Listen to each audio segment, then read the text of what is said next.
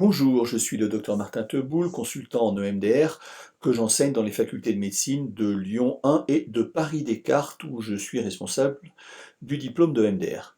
J'ai également été président de l'association française d'EMDR pendant de nombreuses années. Je vais vous présenter le protocole EMDR GTEP-RISC. En résumé, il s'agit d'un protocole en téléconsultation en période de pandémie de Covid-19. Protocole de groupe, utilisable également en individuel, d'une durée courte de 3 heures, répartie en 2 ou 3 séances. Il permet une prise en charge des troubles observés chez les personnels soignants, chez les patients et dans la population générale. Anxiété, burn-out, troubles de stress post-traumatique. Il est bien adapté au contexte pandémique. En effet, fonctionnant à distance, il évite la contagion. Les patients peuvent être chez eux, à la maison ou sur leur lieu de travail. Son coût est réduit par le fait que c'est un protocole de groupe. Il repose sur des bases solides et éprouvées. C'est une adaptation du protocole GTEP, validé par de nombreuses études, et qui dérive lui-même du protocole EMDR standard, recommandé par l'OMS, la Haute Autorité de Santé, l'INSERM en particulier, et sa validation clinique est en cours. Brossons le panorama émotionnel de la pandémie de Covid-19. Il s'agit d'une crise sanitaire majeure. Les facteurs de stress sont nombreux, les hôpitaux sont débordés, l'économie est à l'arrêt, la politique est fluctuante, les décisions parfois mal comprises. Du côté des personnels soignants en urgence et en réanimation, la surcharge de travail est importante, les risques sont avérés, plusieurs personnels soignants sont décédés. Les décès des patients se comptent en milliers. En EHPAD, la déshumanisation du travail démotive les personnels soignants qui s'arrêtent, d'autant plus qu'ils n'ont pas assez de matériel de protection. Les résidents isolés dépérissent et meurent en nombre. En ville, le manque d'équipement est manifeste. Certaines professions ne peuvent plus travailler, comme les dentistes par exemple. Dans la population générale, le confinement atteint ses limites entre l'ennui, le télétravail et les devoirs des enfants. L'insécurité sanitaire grandit, manque de masques, manque de tests et les difficultés financières s'accumulent. En résultent des risques émotionnels qui grandissent au fil du temps. Chez les personnels soignants, l'anxiété, souvent chronique chez eux, se développe. Avec 60 heures ou plus de travail par semaine, les risques de burn-out sont présents, tout comme ceux de stress post-traumatique, surtout vicariant face à la mort omniprésente. Dans la population générale, l'anxiété et le stress, parfois teintés de violences intrafamiliales, se développent, tout comme la dépression et les risques de troubles de stress post-traumatique, en particulier chez les patients Covid positifs, d'autant plus qu'ils ont été hospitalisés. Quelques rappels sur le protocole EMDR standard. Le EMDR, Eye Movement Desensitization and Reprocessing, en français désensibilisation et retraitement par les mouvements oculaires, a été proposé il y a plus de 30 ans par Francine Shapiro en 1987 dans le but de réduire rapidement l'anxiété. Les premières études ont concerné des vétérans du Vietnam ainsi que des victimes d'abus sexuels. C'est d'ailleurs la raison pour laquelle je me suis intéressé en tant que sexologue à l'EMDR. Les résultats sont très souvent favorables. L'EMDR est officiellement recommandé pour la prise en charge du trouble de stress post-traumatique par l'OMS depuis 2013, en France la Haute Autorité de Santé, l'INSERM, ainsi que par les autorités sanitaires de nombreux pays. Elle a été validée par 6 méta-analyses et de nombreuses études multicentriques, randomisées et contrôlées. Au fil du temps, ces indications se sont diversifiées pour recouvrir aujourd'hui tous les événements de vie difficiles, c'est-à-dire qui laissent des traces mnésiques actives dans la vie actuelle du patient.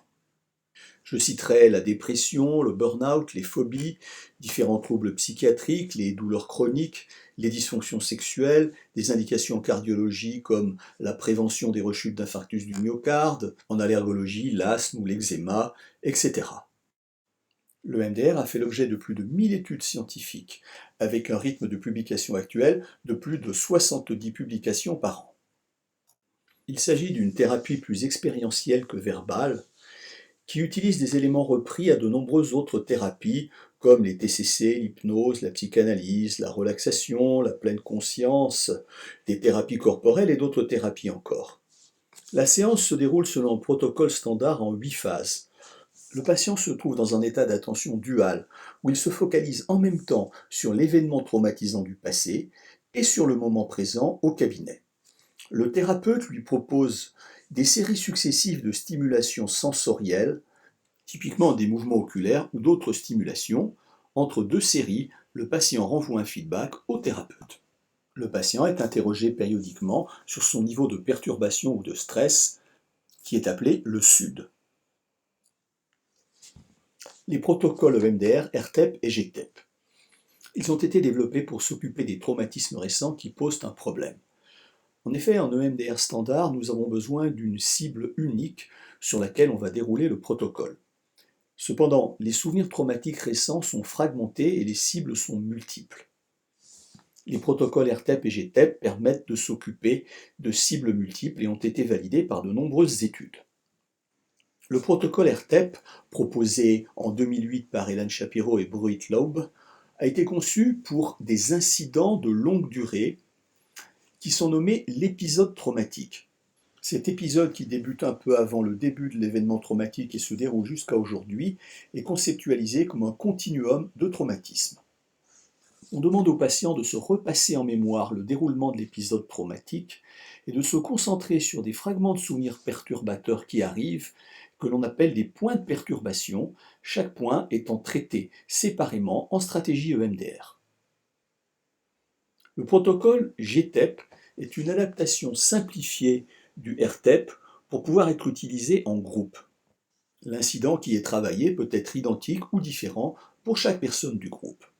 Le GTEP permet de s'occuper d'événements récents, mais aussi anciens, avec des conséquences continues. Chaque patient travaille sur son traumatisme, sur une feuille de travail individuelle qui représente les 8 phases du protocole EMDR. Ainsi, les patients renvoient un feedback au thérapeute sous une forme écrite, qu'il s'agisse de texte ou de dessin, et non pas sous une forme orale comme en thérapie individuelle, ce qui permet de s'occuper de plusieurs patients en même temps. Le protocole GTEP-RISC. C'est une adaptation du protocole GTEP à la téléconsultation en période de Covid-19, qui peut s'utiliser en individuel ou surtout en groupe, sous forme d'une intervention courte de 3 heures, répartie en 2 ou 3 séances. L'accent est mis sur la sécurité. On demande au patient d'avoir près de lui son téléphone portable afin de pouvoir garder le contact avec lui en cas de panne Internet. Un deuxième thérapeute est disponible au cas où un patient du groupe ait besoin d'un support personnalisé. Les 8 étapes du protocole EMDR sont matérialisées sur une feuille de travail individuelle semblable à celle du GTEP, que les patients doivent imprimer ou dessiner préalablement à la séance. Typiquement, 2 séances sont réalisées, séparées par une journée libre. Chaque séance débute par des exercices de stabilisation et de relaxation, regroupés dans l'exercice des 4 éléments, terre, air, eau et feu. On mesure le SUD de l'épisode traumatique, c'est-à-dire la perturbation, le stress ressenti par le patient en début et en fin de séance. Le patient va repasser en mémoire l'épisode traumatique afin d'identifier chaque point de perturbation qui est retraité séparément. Le patient pratique des autostimulations en tapotant de la main alternativement sur 2 zones de la feuille et en suivant la main avec les yeux. La séance se poursuit par l'installation de la cognition positive, c'est-à-dire d'une pensée positive qu'il peut formuler sur lui en fin de séance. Puis la clôture de la séance est réalisée avec un exercice de stabilisation et de relaxation. Une séance optionnelle préparatoire peut être réalisée avant ces 2 séances pour permettre au patient l'apprentissage d'exercices de stabilisation et de relaxation, qu'il pourra pratiquer chez lui de façon autonome. À titre d'exemple, voici une feuille de travail GTEP. En bas à droite, on trouve une zone jaune qui correspond au présent, à la sécurité.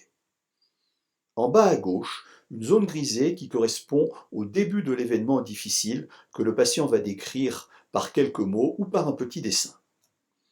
Au début de la séance, le patient va tapoter alternativement de sa main entre ces 2 zones en suivant sa main des yeux. Il s'arrêtera dès qu'il aura trouvé un point de perturbation. Le point de perturbation sera retraité de la même façon par tapotement entre 2 zones. Chaque case de cette feuille correspond à un élément du protocole. En conclusion, le protocole GTEP est un protocole EMDR de groupe, efficace sur les psychotraumatismes récents ou encore en cours. Le GTEP-RISC en est une variation adaptée à une utilisation en ligne en période de Covid-19. Il peut se réaliser en individuel ou en groupe lors d'une intervention courte de 3 heures. Il évite la contagion, le patient peut être à la maison ou sur son lieu de travail. Son coût est réduit par l'effet du partage en groupe. C'est un protocole qui devrait être utile pour d'autres situations. Des études cliniques sont en cours sur le GTEP-RISC, soit dans des versions adaptées à l'utilisation individuelle autonome, en particulier en Belgique sur la population générale ou au Canada sur des personnels soignants. Pour en finir, en France, je suis à l'origine d'une étude en cours sur le GTEP-RISC pour les personnels soignants avec l'aide d'Elan Shapiro. Un dernier mot, si vous désirez participer comme personnel soignant à l'étude française, écrivez-moi. Également, si vous voulez vous former au GTEP-RISC, si vous connaissez déjà le MDR, ou apprendre le MDR en faculté de médecine à Paris et à Lyon. Merci pour votre attention.